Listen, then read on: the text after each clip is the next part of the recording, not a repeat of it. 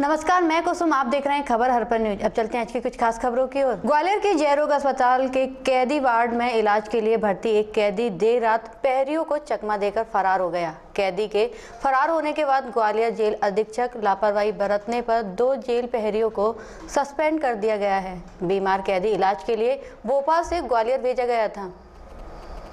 Gwalior central jail अधीक्षक मनोज कुमार साहू ने बताया है कि बंदी मोहन अहिरवार को 18 दिसंबर को भोपाल जेल से ग्वालियर भेजा गया था। वो मानसिक रूप से बीमार था। उसे इलाज के लिए जय रोग अस्पताल के कैदी वार्ड में भर्ती कराया गया था। उसकी देखभाल के लिए 2 प्रहरी विपिन लोधी और अनीश खां को लगाया गया था। उन्होंने बताया है कि कैदी मोहन अहिरवार को टीबी की बीमारी थी, उसका इलाज भी चल रहा था। वो धारा 376 का आरोपी था। रात को उसे खून की उल्टियां भी हुई। वो चलने में भी असमर्थ था। बावजूद इसके कैदी प्रहरियों को चकमा देकर फरार हो गया। इसलिए लापरवाही पर दोनों जेल प्रहरियों को निलंबित कर दिया गया है। वहीं बंदी के भागने की शिकायत पुलिस थाने में कर दी गई है। उन्होंने बताया है कि कैदी के परिजन भी अस्पताल के बाहर मौजूद थे। उन्हें भी नहीं मालूम कि वो कहाँ भाग गया। देखिए हमारे संवाददाता की खास रिपोर्ट। बंदी भागा हुआ है जैसे। एक्चुअल में भोपाल जेल से हमारे पास 18/12 को एक बंदी प्राप्त आया है जो मोहन और पिता कल्लू अहिरवार है। 376 का अपराधी है। उम्र लगभग 35 साल है। इसकी जांच पड़ताल की तो ये मानसिक बीमार था। उपचार हेतु ही आया था, मानसिक उपचार। टीबी भी थी इसको। 18 को आया, डॉक्टर ने इसको 19 को चेकअप किया, उन्हें लगा तो इसको जीएच के लिए उपचार हेतु भिजवा दिया। एक्चुअली पुलिस गार्ड की मांग थी उसके बाद, लेकिन पुलिस गार्ड नहीं मिल पाई हमें, तो जेल गार्ड से ही भिजवाना पड़ा और उसका डॉक्टर ने भर्ती कर लिया। और कैदी वार्ड में बंदी भर्ती था। उसके लिए सुरक्षा के लिए जेल प्रहरी भी लगे हुए थे, पर थोड़ा सा जेल प्रहरियों की निगलेंसी के कारण बंदी फरार हो गया। ये कितने प्रहरी वहाँ लगे हुए, कितने इसमें क्या कार्रवाई की गई? उसमें हम एक प्रहरी विपिन लोधी हैं और अनीश खां हैं। उनकी प्रथम दृष्टया घोर लापरवाही पाई गई है। बंदी के पास हथकड़ी भी थी, उसके बाद भी इन्होंने हथकड़ी में नहीं रखा और हथकड़ी खोल के चला गया ये बंदी। तो दोनों को अभी तत्काल प्रभाव से निलंबित कर दिया। विभाग की जाँच में जो सिद्ध होगा उसके बाद आगे कार्रवाई। बंदी को चाबी दे दी गई थी हथकड़ी की। अब ये कि एक्चुअल में ये कोई इसकी प्रूफ नहीं है कि चाबी इन्हें दी कि नहीं दी, लेकिन बंदी हथकड़ी का निकाल के चला गया, तो कहीं ना कहीं इनकी कमी तो है। उसके पेरेंट्स वगैरह भी थे? हाँ, उसके परिजन वहीं थे, वो अभी भी हैं। उनकी माँ थी, बहन थी और पत्नी थी। उन्हें भी नहीं पता कि वो कहाँ चले गए। बंदी थोड़ा मानसिक था, तो हो सकता आसपास हो, लेकिन हम उसके लिए खुद भी सुबह से ढूंढ रहे हैं अपने स्टाफ को लेके, और साथ में हमने पुलिस स्टाफ को भी सूचना कर दी है। क्या ये सया आपका था? ये अंडर ट्रायल था, अभी केस चल रहे थे इसके। कहाँ का निवासी है? ये सागर डिस्ट्रिक्ट का निवासी है। इसका बैकग्राउंड क्या है? बैकग्राउंड तो यही है कि ये 376 की धारा में आया था और उसी के तहत ही अभी केस चल रहा था इसका। पाटनकर बाजार चौराहे के पास स्थित शासकीय मृगनयनी एम्पोरियम को चोरों ने निशाना बनाया। चोर यहां से कितना सामान लेके गए हैं यह अभी मालूम नहीं चल सका है। पुलिस ने मामला दर्ज कर जांच शुरू कर दी है। पुलिस ने बताया है कि मृगनयनी एम्पोरियम का स्टाफ रोज की तरह मंगलवार को भी शोरूम बंद करके गया था। जब बुधवार को जब स्टाफ ने शोरूम खोला तो उन्हें सामान अस्त व्यस्त मिला। उन्होंने पुलिस को सूचना दी। पुलिस ने मामला दर्ज कर चोरों की तलाश शुरू कर दी है।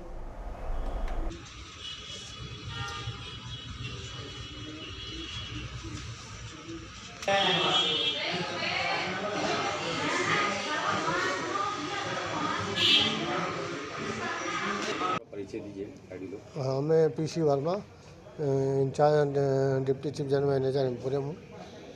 क्या चोरी है अपने यहाँ? किस तरह चोरी की वारदात पर अंजाम दिया चोरों ने आपके शोरूम? हम जो एज यूजल हमारा 11:30 बजे का टाइम एम्पोरियम, हम 11 बजे आए। हमने देखा एम्पोरियम खोल के तो कुछ अस्त व्यस्त सामान पड़ा मिला और एक जो है पोटली बंदी मिली। तो हमें शंका हुई कि इस एम्पोरियम में कुछ चोरी की वारदात हुई है। फिर हमने इधर देखा तो सब सामान अस्त व्यस्त था। फिर उसकी हमने सबसे पहले थाने में रिपोर्ट करी और रिपोर्ट करने बाद में फिर लगभग कितने का अंदाजा लगभग सामान ले गए? सामान का जब भी एग्जैक्ट नहीं बता सकते जब तक मिला नहीं। बड़ा ज्वेलरी भी ले गए 1.5 लाख। वो कुछ नहीं, जब तक हमारे पास वो मिला नहीं होगा। मिला नहीं वो अमाउंट नहीं बता। अभी कुछ और भी पकड़े गए हैं जो अभी कोई जानकारी नहीं। चोरी हुई है क्या? पूरा मामला है ये मृगनयनी शोरूम गश्त ताजिया पे रात में 8:30-9 बजे उनका बंद हो जाता है। उसके बाद वो चले गए थे मैनेजर। अभी सुबह आके देखा तो उसका राइट साइड का ऑफिस का कांच टूटा हुआ है। वहाँ से कोई चोरों ने प्रवेश किया और वहाँ से चोरी की है। LED गई है और कुछ सामान भी गया है जो वो स्टॉक देख के बता पाएंगे कि क्या क्या सामान। लगभग समथिंग उन्होंने बताया कितना क्या होगा? नहीं, अभी ऐसे अंदाज से नहीं बता पाया क्योंकि स्टॉक को जब चेक करेंगे तभी पता चलेगा क्या क्या माल शॉर्ट है। तब क्या क्या सामान रहता है? कोई कपड़े वगैरह हैं, साड़ियाँ वगैरह कितनी गई हैं क्या है वो कोई सब नकदी बताया इन लोगों ने? नहीं, कैश वैस कोई CCTV वीडियो सामने आया? CCTV फुटेज अभी सामने नहीं आया, लेकिन ये है कि पकड़ लेंगे जल्दी, ये गारंटी है।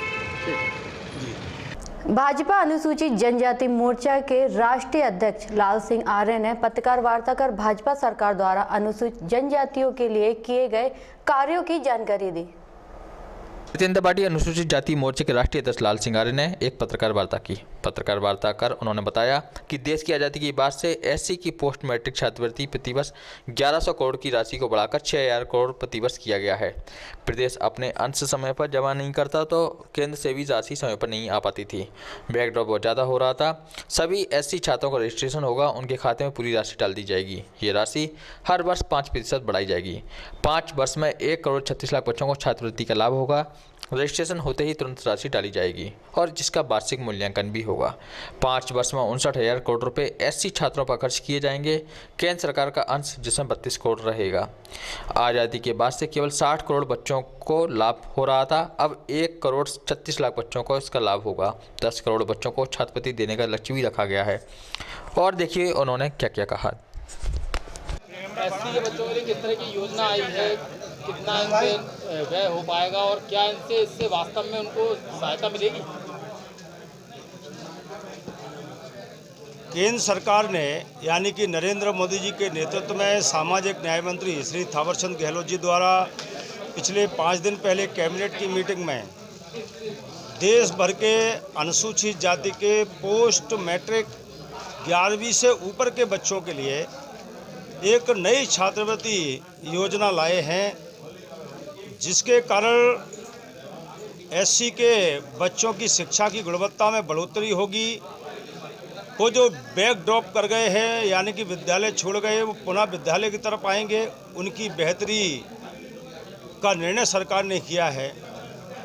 4 करोड़ लगभग बच्चे इससे लाभान्वित होंगे। जो राशि आज़ादी के बाद से यानी कि आज़ादी के पहले 1944 से योजना चली थी, तब से लेकर अब तक केवल 1100 करोड़ रुपए की योजना थी। नरेंद्र मोदी जी की सरकार ने अध्ययन किया कि कारण क्या है, SC के बच्चे हमारे बेटा बेटी पोस्ट मैट्रिक से पहले क्यों छोड़ जाते हैं। तो ध्यान में आता है कि उनके खातों में पैसा नहीं होता था, समय पे पैसा नहीं पहुंचता था, इसके कारण वो किताबें नहीं खरीद पाते थे और सारे भत्ते लगते हैं वो काम नहीं कर पाते थे, इसके कारण वो प्रभावित हो रहे थे। इन सब चीज़ों को देखते हुए सरकार ने एक पारदर्शी निर्णय किया है कि राज्यों में बच्चों का रजिस्ट्रेशन होगा, उनका खाता खोला जाएगा। उस खाते में पहले प्रदेश की सरकार पैसा डालेगी, फिर केंद्र सरकार अपना अंश जो 60% है वो भी डालेगी। कुल मिलाकर आने वाले 5 वर्षों में 59,000 करोड़ इन बच्चों के ऊपर खर्च किया जाएगा, जिसके कारण 4 से ज़्यादा करोड़ बच्चे लाभान्वित होंगे। 1 करोड़ 36 लाख बच्चों को पुनः पोस्ट मैट्रिक में आने की संभावना है। प्रदेश सरकारों पे वजन कम होता रहे, इसके लिए सरकार ने प्रतिवर्ष 5% की राशि बढ़ाने का निर्णय किया है।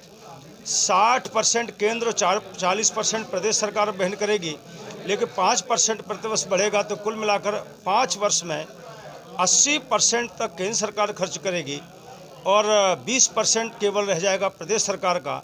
तो कुल मिलाकर एक पारदर्शी निर्णय, एक ऐतिहासिक निर्णय, अनुसूचित जाति के बच्चों की बेहतरी के लिए निर्णय, शिक्षा की गुणवत्ता में बढ़ोतरी के लिए निर्णय, ऐतिहासिक कदम ये नरेंद्र मोदी जी ने और थावरचंद जी ने उठाया है। मैं अनुसूचित जाति मोर्चे की ओर से देश के लाखों करोड़ों जो हमारे पोस्ट मैट्रिक के हमारे बहन बेटी हैं उनकी तरफ से मैं आभार व्यक्त करता हूं, धन्यवाद ज्ञापित करता हूं। लाल सिंह जी, जो अभी किसान आंदोलन चल रहा है उस पर आप क्या कहना है, क्योंकि आप ही किसान भी हैं। मुझे लगता है कि किसानों का जो आंदोलन केंद्र की सरकार उस पर बात कर रही है, लगातार चर्चाएं कर रही है, दरवाजे खुले हुए हैं मुद्दों पर बात करने के लिए और उस पर समझौते के लिए सरकार तैयार भी है।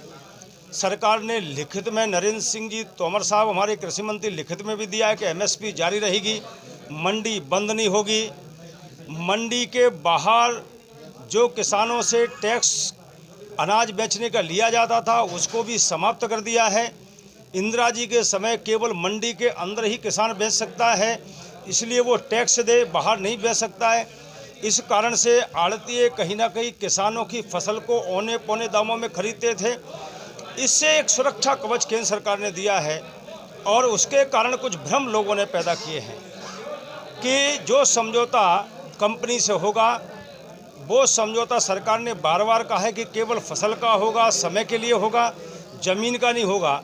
लेकिन जिस प्रकार से 2 अप्रैल की घटना में SC/ST के लोगों को भड़काया गया, CA में जैसे मुस्लिम समाज को भड़काया गया, उसी प्रकार से कुछ तथाकथित राजनीतिक दल जो किसानों को भड़काकर देश में अशांति पैदा करना चाहते, आग लगाना चाहते हैं और अपने वोट की गंदी राजनीति को हल करना चाहते हैं। लेकिन केंद्र सरकार ने, नरेंद्र मोदी जी ने, हमारे प्रवक्ताओं ने, पार्टी के कृषि मंत्री जी ने, पार्टी के और हमारे नेताओं ने स्पष्ट रूप से कहा है कि ना मंडी बंद होगी, ना MSP बंद होगी, बल्कि MSP को हमने तिगुना किया है। अनुसूचित जाति मोर्चे की कार्यकारिणी नव वर्ष में जल्दी होने वाली, हमारी पूरी तैयारी है। क्योंकि देश बहुत बड़ा है, भौगोलिक दृष्टि से, सामाजिक दृष्टि से अध्ययन करना पड़ता है। 1.25 महीना हमारा चुनाव में भी उपचुनाव हुआ था, बिहार का चुनाव हुआ था, उसमें भी गए, लेकिन बहुत जल्दी कार्यकारिणी घोषित हो। ग्वालियर के गजरा राजा मेडिकल कॉलेज के कमला राजा महिला एवं बाल चिकित्सालय की हालत बदतर होती जा रही है। यहाँ पर जगह जगह गंदगी का अंबार लगा हुआ है। इसके चलते यहाँ प्रसव के लिए आने वाली प्रसूताओं पर संक्रमण का खतरा मंडरा रहा है। ग्वालियर के सबसे बड़ा हॉस्पिटल गजरा राजा मेडिकल कॉलेज के अंतर्गत आने वाले कमला राजा महिला एवं बाल चिकित्सालय की हालत बदतर होती जा रही है। यहाँ जगह जगह गंदगी का अंबार लगा हुआ है। कहने को यहाँ लगातार अधिकारियों और मंत्रियों के दौरे होते हैं, लेकिन ये दौरे सिर्फ देखने के लिए ही होते हैं, क्योंकि अगर इनका सही परिणाम निकल कर सामने आता तो ये गंदगी आगे देखने को नहीं मिलती। इसके चलते यहाँ प्रसव के लिए आने वाली प्रसूताओं पर संक्रमण का खतरा मंडरा रहा है। अस्पताल के वार्डों की हालत दयनीय है। बिजली के बोर्ड पॉलीथीन के सपोर्ट से बंधे हैं, तो वहीं जगह जगह चूहों का प्रकोप है। यहाँ बता दें कि कुछ दिनों पहले एक चूहे द्वारा काटने का मामला भी सामने आया था, जिसके बाद यह पूरा मामला मीडिया में भी आ गया था। चूहे नवजात शिशुओं को काट कर उन्हें घायल कर रहे हैं। ऐसे में स्वास्थ्य सुविधाओं पर फिर एक बार सवालिया निशान खड़े हो रहे हैं। कुछ दिनों पहले ही हुए भाजपा सांसद ज्योतिरादित्य सिंधिया के दौरे के बाद भी इस तरह की व्यवस्थाएं यही बताती हैं कि यहाँ का प्रबंधन सुधरने का नाम नहीं ले रहा है, नहीं तो अब तक इनका सुधार हो चुका होता। हमारे संवाददाता मोनू राठौर ने यहाँ पहुँचकर देखा कि किस तरह से पूरी व्यवस्था ही लड़खड़ाई हुई है। कमला राजा अस्पताल अंचल के सबसे बड़े महिला प्रसूति गृह के नाम पर शुमार है, लेकिन फिर भी हालत बदतर है। देखते हैं आगे क्या इसका कोई नतीजा निकलता है। देखिए ग्वालियर से हमारी खास खबर। भारत द्वारा 1971 में पाकिस्तान से हुए युद्ध की विजय को 50 वर्ष होने पर 16वीं विजय वर्ष मनाया जा रहा है। इसी क्रम में ग्वालियर के DB मॉल पर नुक्कड़ नाटक का आयोजन किया गया। एक नुक्कड़ नाटक के माध्यम से बयां करने का प्रयत्न करेंगे और मुझे पूरी उम्मीद है कि आप जितने लोग यहाँ हैं और जो दूर दराज पे इस मेरी आवाज़ को सुन पा रहे हैं और इस प्रस्तुति को देख पाएंगे, जिस प्रकार उन्होंने हमेशा से हमारी सेना का साथ दिया है, आज इस प्रस्तुति को देखेंगे, सराहेंगे, समझेंगे और याद रखेंगे कि जिस प्रकार के हमारे धार्मिक त्यौहार होते हैं उसी प्रकार के राष्ट्रीय त्योहारों को भी हमें सेलिब्रेट करना चाहिए, उसकी पूजा करनी चाहिए, क्योंकि राष्ट्र से बड़ा कुछ नहीं होता। तो अब मैं आप लोगों का ज़्यादा समय न लेते हुए अपने सभी कलाकार साथियों से कहूँगा कि वे एक सैनिक की भांति कमर कस ले, तैयार हो जाएं। 1971 इंडो पाक वॉर की उस गाथा को बयां करने के लिए, जिसके साक्षी उस समय के लोग रहे होंगे जो आज हमारे बीच नहीं है। तो लीजिए, प्रस्तुत है 1971 इंडो पाक वॉर की गाथा। जब जिग रहे थे हम, बिगड़ते रहे थे हम, जब देश को बचाना हो, खाते सब ये कसम, जीत के आना हो, बड़े सब के कदम है ये सैनिकों में दम, जब दुश्मन को भगा। दिन दुनिया का सबसे बड़ा सैन्य आत्मसमर्पण हुआ था। जैसे क्रिकेट टीम आती है वैसे, अरे नहीं, हमारी क्रिकेट टीम भी कभी-कभार पाकिस्तान से हार जाती है, अगर हमारी सेना ने आज तक पाकिस्तान के आगे नहीं देंगे। बिल्कुल। अब भाई सैनिकों ने तो हमारे दुश्मनों को गिन गिन के मारा है। कैसे कैसे? ऐसे 1 2 3 4 5 6 7 8 9 10 11 12 13 दुश्मन मारे सेना ने मेरे, कई हजार 71 की जीत गए वॉर। दुश्मन मारे सेना ने मेरे, कई हजार 71 की जीत गए थे वॉर। लौंगे वाला पोस्ट वो घेरने आए, 120 के सामने भी टिक ना पाए, देख के हिम्मत अपनी फौज की दुश्मन भी खड़ा। बड़े सब के कदम है ये सैनिकों में दम, जब दुश्मन को भगाना हो, खाते सब ये कसम, लहराए परचम, युद्ध जीत के आना हो। बड़े सब के कदम है ये सैनिकों में दम, जब दुश्मन को भगाना हो, खाते सब ये कसम, लहराए परचम, युद्ध जीत के आना हो। लल्ला लल्ला लल्ला लल्ला लल्ला लल्ला लल्ला लल्ला लल्ला लल्ला लल्ला लल्ला। पाकिस्तान की बातें ना पाक इरादे, उसको आए हम चुप के छुड़ाए परचम, युद्ध जीत के आना हो।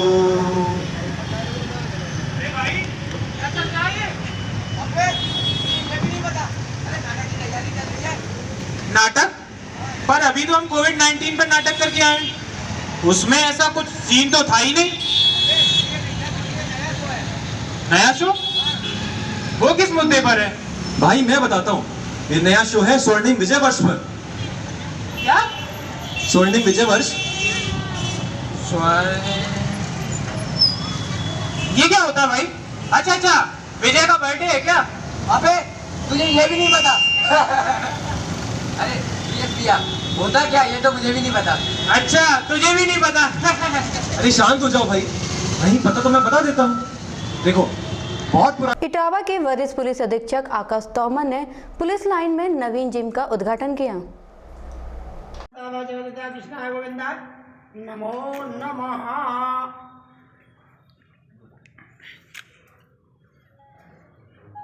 ओम दिवे दिवे देवानां भद्रा सोमेताम देवानां गो सर्वेश्वराय विद्याधराय विघ्नाय भावनाय प्रसन्न वरदाय नमो नमस्ते।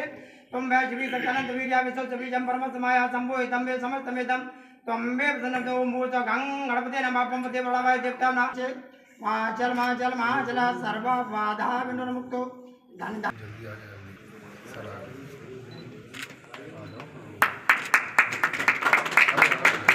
पुराने वाले जो हैं पत्थर वो बन गए यार, इधर कहीं उन पे अभी भी स्टिकर चिपका हुआ है।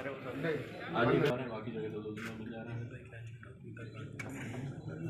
ज़्यादा योगदान, अब बॉडी भी बना, पेट गायब हो जाना चाहिए अब तुम्हारा, ठीक है?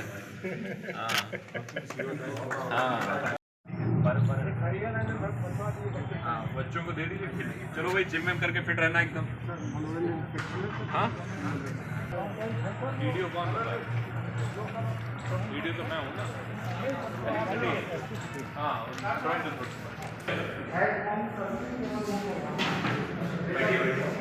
आप बैठ लीजिए, हो गया ये सब काम।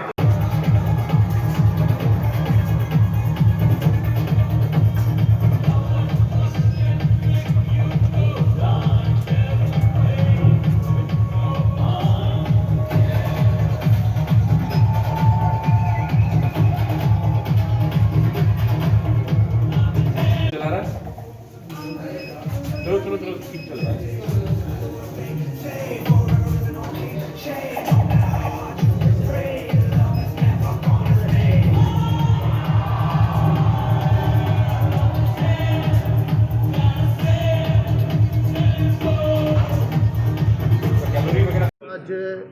का शुभारंभ किया गया है। इसके शुभारंभ से किस तरीके का पुलिस के जवानों और अधिकारियों को फ़ायदा पहुंचेगा? देखिए, पुलिस लाइन में हम लोग पुलिस लाइन के जो हमारे कर्मचारी हैं जो रहते हैं और उनके परिवार के जो लोग रहते हैं, उन सब की फिटनेस को ध्यान में रखते हुए हम लोग एक जिम्नेजियम हॉल है जिसमें सारी एडवांस मशीन्स हैं, जिसका हम लोग जीर्णोद्धार कर रहे हैं, उसको लगाया गया है। म्यूज़िक सिस्टम भी इसमें अच्छा लगाया गया है ताकि जो आरटीसी के हमारे कर्मी हैं, पुलिस कर्मी हैं और जो पुलिस परिवार के समस्त बच्चे हैं, वो सारा इसका प्रयोग कर सकें। और चूँकि कोरोना के समय में फिज़िकल फिटनेस भी बहुत ज़्यादा ज़रूरी है अपने आप को साइकोलॉजिकली स्ट्रॉन्ग बनाने के लिए, तो इसका उपयोग करें। और इसके अलावा भी काफ़ी चीज़ें, जो बैडमिंटन हॉल है, स्पोर्ट्स कॉम्प्लेक्स है और चिल्ड्रन पार्क है, और भी काफ़ी चीज़ें हम लोग इसमें बना रहे हैं। वो एक प्रयास है कि एक रिसोर्स क्रिएशन हो और जो पुलिस लाइन में पुलिस परिवार के जितने भी व्यक्ति हैं, उनकी जो क्वालिटी ऑफ लाइफ है उसमें ऐड करने के लिए सारी चीज़ें हम लोग कर रहे हैं। बाद में इसमें हम इटावा शहर के अन्य जो लोग हैं उनको भी आमंत्रित करेंगे कि हमारे स्पोर्ट्स कॉम्प्लेक्स में आके बैडमिंटन खेलें, हमारे जिम को यूज़ करें, ताकि जो पुलिस और समाज के बीच में जो दूरी होती है उसको पाटने का काम करेंगे। जब हम इनफॉर्मली एक दूसरे के साथ इंटरेक्शन करते हैं जिम में या फिर बैडमिंटन हॉल में, तो इन सब चीज़ों से जो सामंजस्य होता है जनता के साथ वो सुधरता है। तो ये भी एक प्रयास है हमारा कि जनता के साथ पुलिस को अपने आप से जनता दूर ना समझे। और उसी क्रम में महिला हेल्प डेस्क का भी उद्घाटन हर थाने में किया जा रहा है। तो आप लोगों के माध्यम से संदेश मैं देना चाहता हूँ कि जो हमारे मिशन शक्ति चल रहा है और बाकी फिज़िकल फिटनेस से रिलेटेड जो भी चीज़ें चल रही हैं, प्रधानमंत्री जी भी अपने मन की बात में कहते रहते हैं, उन सब चीज़ों का अनुसरण हम लोगों को करना है और स्वयं को फिज़िकली साइकोलॉजिकली स्ट्रॉन्ग बनाकर ही हम लोग जो भी लक्ष्य हमारा जीवन में है, जो भी हमारा कार्य है, उसको हम प्रॉपर तरीके से फुल एफिशिएंसी के साथ कर पाएंगे। तो यही आपके माध्यम से संदेश देना चाहता हूँ। धन्यवाद। सर, चौधरी महेंद्र सिंह टिकैत ने एक बयान दिया है कि 1 तारीख से सभी किसान यूपी पुलिस के थानों में अपने पशु बांधें, तो इटावा में लेकर के आप किस तरह की तैयारी है? ऐसी कोई घटना? देखिए, कोरोना महामारी चल रही है, उसके दृष्टिगत जो कोई भी गाइडलाइंस हैं उसका पालन कराने की हम सुनिश्चित करेंगे कि वो पालन उसका हो। यदि कोई उसका वायलेशन करता है तो हम समझा बुझा के उनको पहले प्रयास करेंगे, नहीं तो जो कुछ भी कार्रवाई है उसको हमारे द्वारा की जाए। प्लाईवुड और टिम्बर मर्चेंट की फर्म पर जीएसटी टीम ने मारा छापा। पाटनकर बाजार स्थित राम भरोसे एंड सन्स के 3 प्रतिष्ठानों पर जीएसटी और ईएसआई अधिकारी पहुंचे और कार्रवाई की। एक बार फिर जीएसटी टीम ने ग्वालियर के फर्मों पर छापामार कार्रवाई की है। प्लाईवुड और टिम्बर मर्चेंट की फर्मों पर इस पर कार्रवाई की गई है। पाटनका बाजार स्थित राम भरोसे एंड सन्स के 3 प्रतिष्ठानों पर जीएसटी अधिकारी पहुंचे। एक ही फर्म के 3 जगह ट्रांसपोर्ट नगर स्थित गोदाम, डबरा समेत 3 जगहों पर जीएसटी के अधिकारियों ने एक साथ रेड मारी है, जहां पर लगातार जीएसटी चोरी की शिकायत मिल रही थी। एंटी एवेजन ब्यूरो के डिप्टी कमिश्नर यूएस बेस के नेतृत्व में यह कार्रवाई की गई, जो कि खबर लेके जाने तक जारी थी। इससे पूर्व भी लगातार जीएसटी जगह जगह छापामार कार्रवाई कर रहा है, जिसमें उसे काफ़ी सफलता भी मिलती दिख रही है। कॉलेज से हमारे संवाददाता की खबर।